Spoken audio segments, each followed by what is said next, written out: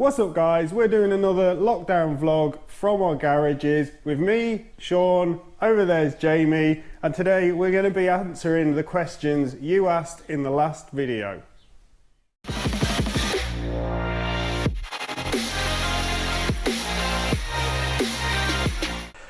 I've changed location, looking a bit more snazzy. Mixing it up, The dining room got, no sorry, not the dining room, the piano room got taken up by loads of washing areas and clothes horses and stuff, so it was easier to clean my garage out than it was to move all that stuff, so yeah, I'm out of here. So yeah, like Sean says, we're going to get through all of the questions, I think. I don't think there was any repeated questions, and we actually got quite a lot of really good questions as well, so we're going to get through them. We almost pre-scripted this, but we decided not to. We're just going to wing it off the top of our heads. That's how you know you're getting an honest answer then. So just going to wing it. We'll jump straight in. First question, Provoke Designs is someone we know, he's a local lad, good guy. Check out his channel as well. He's got a lot of stuff to do with cars on there, so go check him out. It's Phil. The first question was, how can we get merch t-shirts like you guys? We do have a big cartel site. We have stickers, very limited at the minute, but we do have some t-shirts left. I'll give you a quick example. I did bring some with me just to show you what we've got. One of them we may have to censor slightly, so I'll just put my finger there.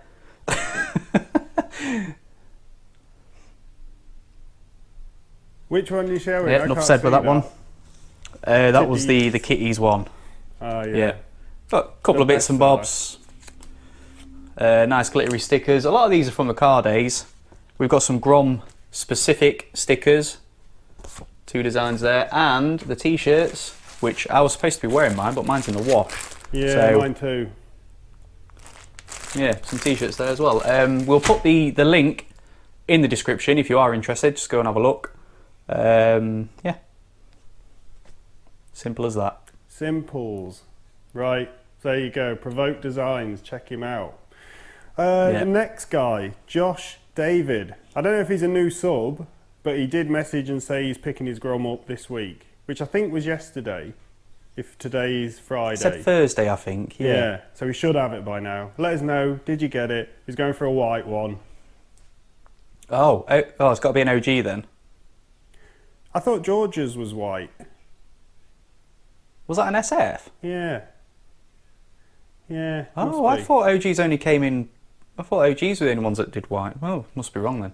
Yeah, we need to know, is it an OG, is it an SF? Quite like a white one.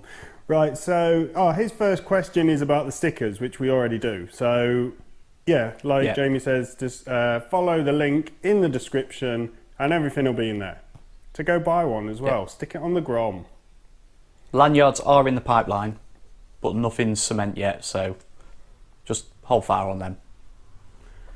Best couple of mods to do to the Groms to learn to wheelie and handbrake or foot brake for sit down wheelies.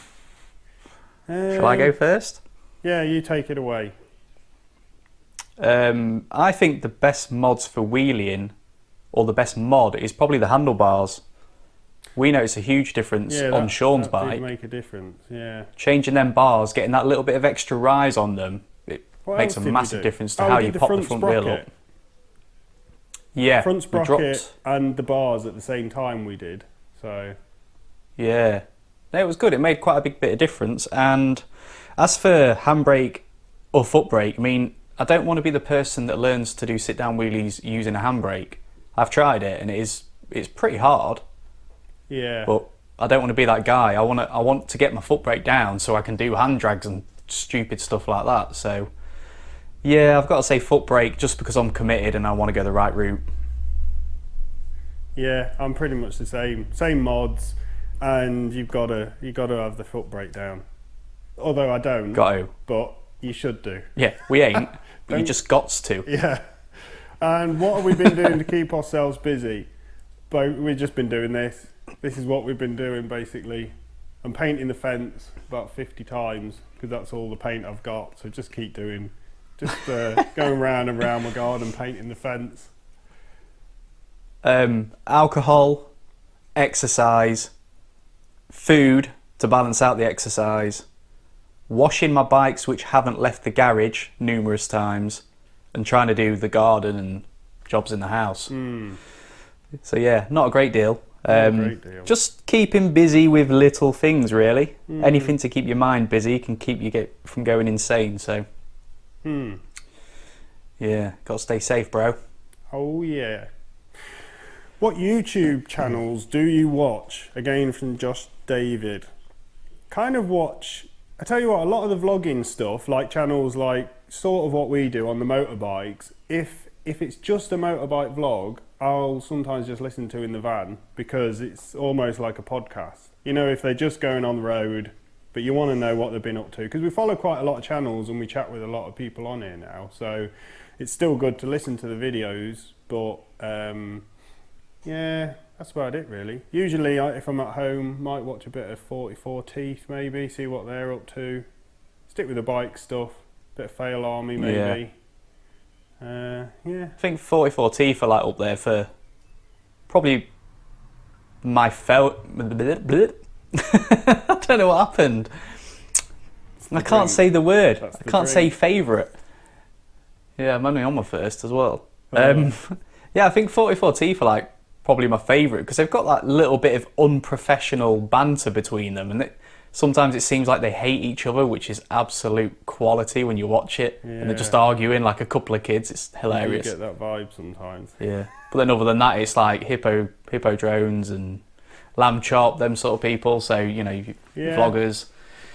Oh, so yeah, pretty much the same really. Yeah. And would you plan on doing a ride out with subscribers? Yeah, I would say we would probably do that. It depends. You can see the views the videos get. So if we organised a ride out, it might just be us and one lonely subscriber just bimbling around the roads. Little bit awkward maybe, but yeah, we would be up for that. We would. We don't mind. We'll ride with anyone really. Yeah, we do like a group ride. Yeah. It adds a new sort of like perspective to it. It changes it up a bit. It kind of hypes it up a little bit. You can be going on like a really basic ride somewhere, and a group ride changes that from a boring ride to a fun ride. So it's quite good. Just rolling out with your buddies. Oh yeah, yeah, it's a laugh. It's good. Next one I've got is, what is your favourite alcoholic beverage? Well, that's easy. Whiskey. I'm quite partial to a bourbon, so yeah, much the same really. Yeah. Yeah. That's that covered. I won't talk any more about that. I'll get carried away. Yeah. Next one's from Jason JK Hawes, who's another local guy actually. We met him through the car scene, so probably came for the car stuff and was just stuck around maybe because he knows us. I don't think he's really that interested in bikes, which is quite surprising why he's still here. So, but he's right, here. Jace. Right, Jace. Yeah, right, Jace, mate. Yeah. Do you both miss drift cars, and what software do you use to edit the videos? So, do I miss my drift car? Yes and no. It's love-hate relationship. I miss having it, I miss driving it and drifting it, but I do not miss the financial burden, the emotional stress that it caused me, the cold, achy back laying on the floor fixing it. Hours and hours we were working just in the garage on your back, just on those two cars alone, just the PS13 and the 350Z. The hours we put into them, and that's not including all the other cars. So it's oh no, yeah, that's not as fun. Working on it more than you using it, not as fun, not that fun. Yeah, it did start off fun, but it soon got like really tiring, and I don't know.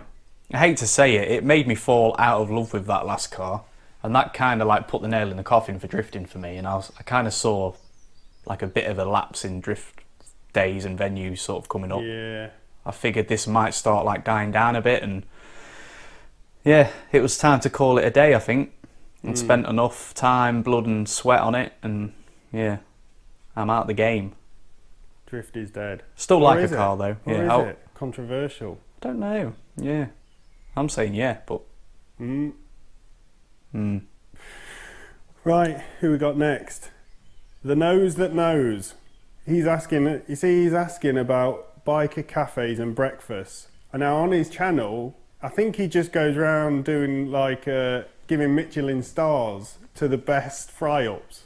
I think that he likes to do. Does that. he? Yeah. So I think that's why he's asking that question. But oh, and also he's not uploaded for like 7 months. So why you stopped uploading? We need to know more about breakfast. Get on it. Where have you been? I don't think I've actually been to a biker calf. Is the Willingham Woods classed as a biker calf? I think it is, but it Kiosk. isn't kind of... Yeah, it's a bit grotty. And it's not even our favourite. It's just the nearest It one. ain't the best. It ain't the best. It's the only one we've got, so that's why we go there. Yeah. Yeah, I'm, so I don't know. Yeah. The best place I've been think to we've is... I went to a place in London called the Bike Shed. Yeah. Now, I didn't go on a bike. I just kind of... I don't know how we found it. We were just wandering about, and it was like in this sort of...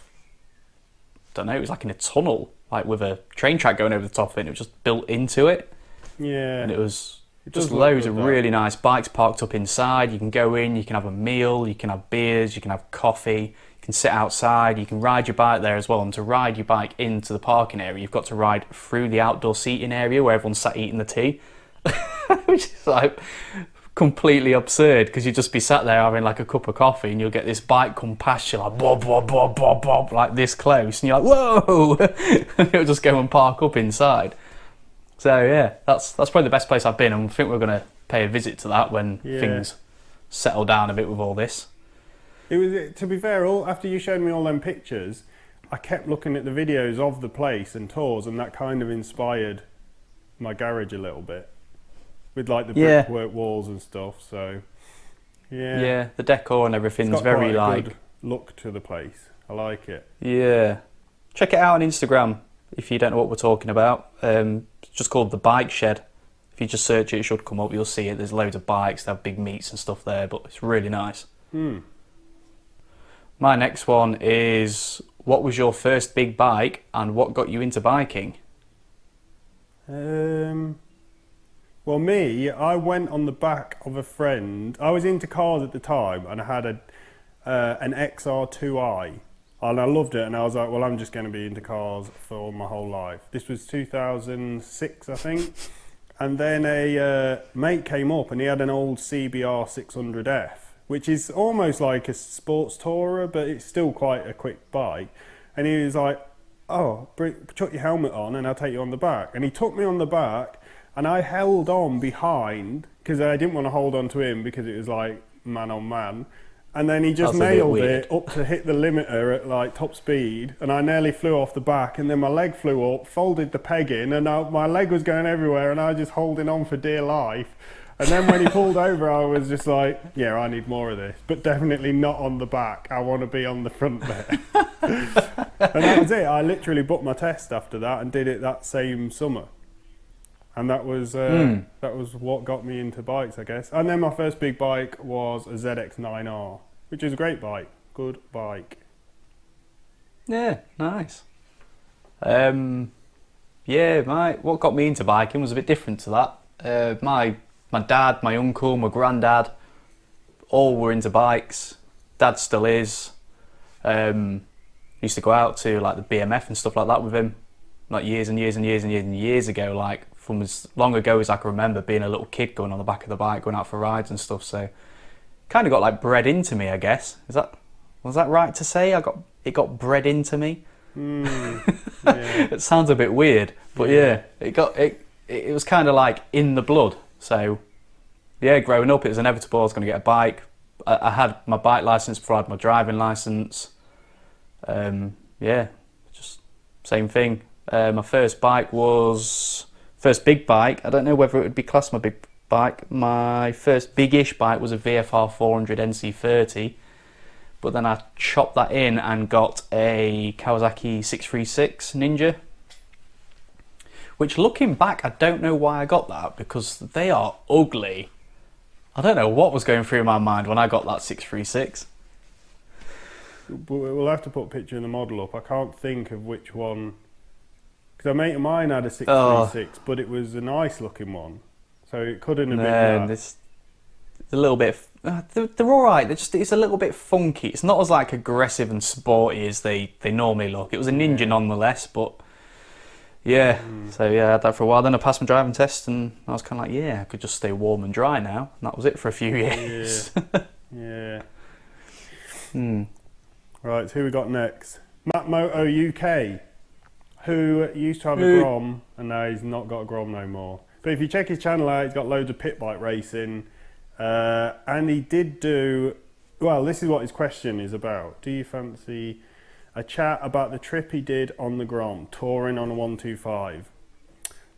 How far did we go that time? We did a charity ride on the Groms, and we only went to Sleaford, which is probably 15 miles away, and then back, and I was a bit like, this is too far. We're in too deep. How far have we gone? And that was on I think we filmed that. It's on the channel. We've got a video of that. Yeah, that was day. pretty good. Check that video. It was quite We were in good spirits, but jeez. Yeah. I was like, God, how long does it take to do 15 miles on a Grom? Yeah, it's... I feel like I was just on that bike for days. Sitting top speed on a Grom, although he's only like 60 mile an hour, feels the same as sitting top speed on the big bikes, which is what, 180 miles an hour. It's the same thing. There's just a big speed difference, but it's the same. And I don't know. I don't know if I fancy sitting top speed on. I know what the problem was. All them miles. With that ride, the problem with that is anyone who knows Lincolnshire knows the Lincoln to Sleaford on the Sleaford Road. It's just a straight road for about 9-10 miles. Yeah, the A15, straightest road in England, I think, isn't it? That's where Richard Hammond in Top Gear rode in the Mustang, wasn't it? Oh, is it? Yeah, because they said the Mustang needs a straight road where we're going, and then they just picked the A15 because it's just dead straight.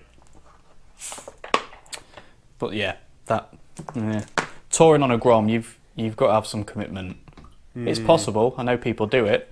There's another guy who, I think was it south to North America he did on a Grom. That's a long But it's way. crazy. You got some amazing photos, and I think he did a blog and stuff on it. I remember reading it about half a year ago. And he's just got like basically sleeping bag, tent all strapped to the back, little pannier type things with a bit of luggage and stuff in, and he just winged it, and he just rode and rode and rode. I think I would And just hate the Grom after. I think I would just hate it. I think if it was here, yeah. But I think if I was in like America and I was travelling land I didn't really know, and you're going across like vast desert sort of like land and salt plains and that sort of stuff, that's cool. Yeah. A46, that's enough for me. A15, nah mate, I'm out. I don't want it. Yeah. But yeah, we'll have to have a chat with Matt about this, and we'll sort something out with that. What's next? I've got Hippo Drones next. Ah, good old Hippo. This is quite an interesting question actually as well. If you had each other's bikes, would you sell them to buy something else? Sell it. What was the rest of the question? If you had each other's bikes, would you sell them to buy somewhere else? I don't know. If you had my GSXR... I had a ride on it and it was alright. It was just much the same to my old R6 really as well. So, but I don't know. Just to buy something like for keep it or sell it? Probably not, because that's when we were looking for your bike of what to get within budget. The reason we kind of both thought that's the best bike to get, really. Because it is the best bike to get, that's why. Yeah. Hello. Go on then, would you sell this beauty? Oh, glitter tits. If it was based only on whether I was going to ride it or not, I'd sell it. If it was based on I was just going to keep it as a showpiece, it looks amazing. I love it. I love how it looks and style and everything on it. That's the sort of bike I would love to just go, right, living room wall. Yeah. Just plonk it up there. Yeah. It looks ace. That really like vibrant, bold orange with like the glitter accents and stuff in it. It just looks really, really nice. It's a V-twin. We covered this on the last one. I ain't going there. I ain't bothered about it. I'm not going there. Yeah, so that's CEPA Drones. Hope that answered your question, mate. Oh, and he also had a pretty good guess of our budget of how much money the channel had made. Wasn't too bad. Yeah, pretty spot on there. Pretty spot on. I think he was in pounds as well, so he was pretty close. Yeah. Right, the DIY tuners. Again, this is another car channel from back when we were doing car stuff. They actually do a pretty good channel, fabricating a load of bits in their workshop. They've got a 240Z and... 280Z. Pardon? 280Z. Oh, is it a 280? 280Z and a RX-7. And they did have a mad 200 S2000 turboed crazy drag car thing. The grey one, Yeah, that was pretty mental. I think that was that's on like the 550 channel, so- brake or something. Yeah, pretty crazy. Yeah, S2000 with a fat turbo just sticking out of it. And their question is, That car was 50% turbo, man. do you think going from cars to bikes was good or bad for the channel? Well, I don't know. I mean, it didn't go down too well at the time. I think we lost over 700 subs since becoming a bike channel, which that's quite a lot, really. I mean, it's that's a lot of subs to have lost. But you paint it one way or another. We lost 700, but we've doubled the total subscriber count. So it's a shame to have So lost them. would that be a positive? I would say it's positive. We feel better about doing the videos now as well, so I guess that's good. Which mod on the Grom was the best? Oh, maybe the knobbly tyres, to be fair. As like a single cheap thing. That's you've got a dirt bike now. It's amazing. So that was probably the best thing for the money to go. But then if you don't want to get your Grom dirty, then don't get knobbly tyres. No. But yeah, that was I think you've covered it with that, but I'd say possibly that mine was also the springs in my front forks. Yeah, that's made a massive difference. Yeah. Not so much that I notice it all the time, but when I do go off road, when I do wheelie, when I do a little jump every now and then, it doesn't bottom out, and it's just such a nice peace of mind not hearing that dunk noise every time you land. So yeah, that's me. Okay, who we got now? Cameron Marshall. He guessed that our channel had earned £35 as well. Way off, mate. We're millionaires compared to that. I don't know if we should take that as an insult. Is that fighting talk? I think he's valued us at that. I think that's what it is. I don't even think he guessed that. I think he's... Mate, read the question again. Yeah. Right. Favourite car you've owned and or driven? I think my favourite car I've ever driven would have to be, on my birthday, my 31st, Chris, who's got the Chris Drift channel, let me drive his supercharged V10 Audi R8, and it was mental. I just like, how the hell do you drive this round when it was so responsive and fast? It was like having a bike, but you're sat in a car. It was crazy. How much power was it putting out? 720 horsepower. So it's quite fast. And he turned traction control off. He was like, you've got to drive it with traction off. And he was like, here, put it in fourth and then put your foot down. And it's like, whoa! And he's laughing and I'm like, I'm not paying for this. If anything goes wrong, you know. But yeah. Have you seen how fast I can run?